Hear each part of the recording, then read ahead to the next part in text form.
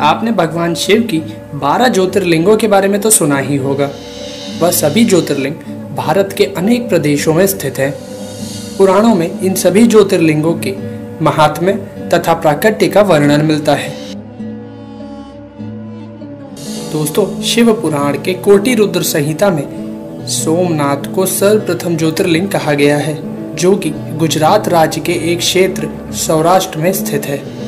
सोमनाथ ज्योतिर्लिंग की स्थापना से संबंधित कथा कुछ इस प्रकार है कि प्रजापति दक्ष ने अपनी 27 कन्याओं का विवाह चंद्रमा के साथ किया था। दक्ष कन्याएं चंद्रमा को अपने पति स्वरूप में पाकर बड़ी ही खुश थीं, परंतु चंद्रमा उन 27 बहनों में से सबसे अधिक प्रेम रोहिणी से करते थे। इस बात से बाकी सभी स्त्रियां दुखी रहने लगीं और अपने पिता प्रजापति दक्ष की शरण में चली गई थी। अपनी पुत्रियों की व्यथा और चंद्रमा के दुर्व्यवहार को सुनकर प्रजापति दक्ष भी बहुत दुखी हो गए थे। उन्होंने चंद्रमा से भेंट की और उन्हें शांतिपूर्वक कहा, तुमने निर्मल व पवित्र कुल में जन्म लिया है, फिर भी तुम अपनी पत्नियों के साथ भेदभावपूर्ण व्यवहार करते हो। तुम्हारे आश्रय में रहने वाली जितनी भी स्त्रियां हैं, उनके प्रति तुम्हारे मन में प्रेम कम और अधिक, ऐसा सौतेला व्यवहार क्यों है? अब तक जो व्यवहार किया है वह ठीक नहीं है। अब आगे फिर ऐसा दुर्व्यवहार तुम्हें नहीं करना चाहिए। इस प्रकार प्रजापति दक्ष ने अपने दामाद चंद्रमा को प्रेम पूर्वक समझाया और ऐसा सोच लिया कि चंद्रमा में सुधार हो जाएगा। उसके बाद प्रजापति दक्ष वापस चले गए थे। इतना समझाने पर भी चंद्रमा ने अपने ससुर प्रजापति दक्ष की बात नहीं मानी और रोहिणी के प्रति आसक्ति के कारण उन्होंने अपनी अन्य पत्नियों का कुछ भी ख्याल नहीं रखा। दोबारा यही समाचार प्राप्त कर प्रजापति दक्ष बड़े दुखी हुए। दक्ष ने चंद्रमा से न्यायोचित बर्ताव करने की प्रार्थना की, परंतु बार बार आग्रह करने पर भी चंद्रमा ने दक्ष की बात नहीं मानी।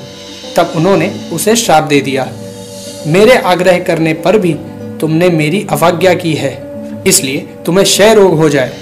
दक्ष द्वारा श्राप देने के साथ ही क्षण भर में चंद्रमा क्षय रोग से ग्रसित हो गए। उनके क्षीण होते ही सर्वत्र हाहाकार मच गया।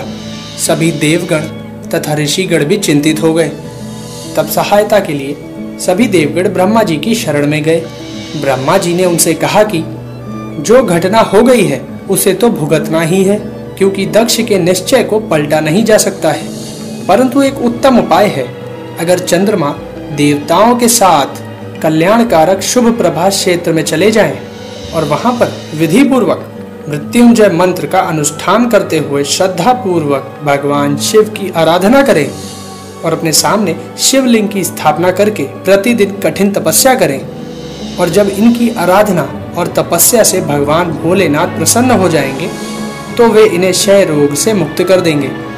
ब्रह्मा जी की आज्ञा को स्वीकार कर देवताओं के संरक्षण में चंद्रमा देवमंडल सहित प्रभास क्षेत्र में पहुंच गए थे। वहां पर वे मृत्युंजय मंत्र का जप तथा भगवान शिव की उपासना करने लगे थे। उन्होंने 6 महीने तक निरंतर तपस्या की। 10 करोड़ मृत्युंजय मंत्र का जप तथा ध्यान करते हुए चंद्रमा स्थिर चित्त से वहां निरंतर खड़े रहे थे। तब उनकी तपस्या से भगवान शंकर प्रसन्न हो गए और उन्होंने चंद्रमा से उत्तम वर मांगने को कहा। तब चंद्रमा ने प्रार्थना करते हुए कहा, देवेश्वर, आप मेरे सभी अपराधों को क्षमा करें और मेरे शरीर के इस क्षय रोग को दूर कर दें।